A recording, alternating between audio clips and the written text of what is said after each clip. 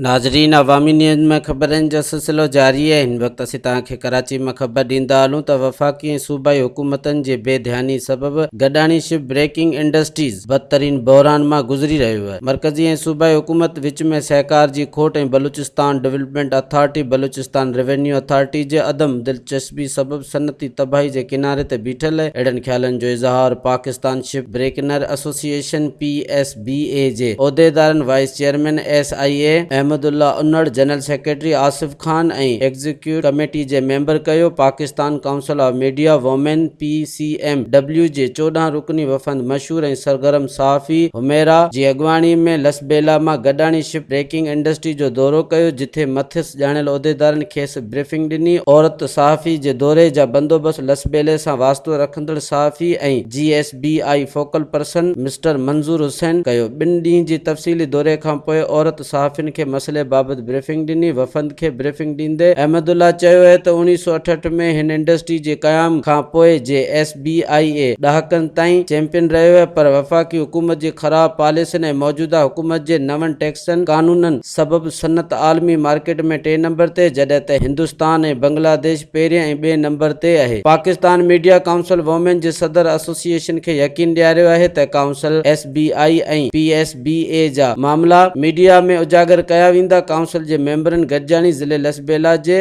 अणपूरे ऐं तकरारी मच्छी बंदरगाह जो बि दौरो कयो, जेको 2011 में शुरू कयो वियो। सम्झियो वेंदो हो त हीउ मुल्क जो 3 सभ खां वॾो मच्छी बंदरगाह आहे, जॾहिं त मामलो निजरकारी ऐं कमीशन ऐं पाकिस्तान टूरिज़्म डिपार्टमेंट अथॉरिटी वटि अवलता हेठि आहे। 40,000 खां वधीक मोहाणा संदुस कुटुंबनि जो रोज़गार गॾाणी फिशर बंदरगाह सां वाॻियल आहे। PSMW जे 14 रुकनी वफ़द में सीनियर सहाफ़ी editor investigation Asif Mubashir, Farooq, Ayesha Ali, Safdar, anchor Rumaisa ऐं ॿिया शामिल हुआ। मज़ीद खबरों और तफसीलात के लिए विजिट करें हमारी वेबसाइट www.awamiNewsHD.com।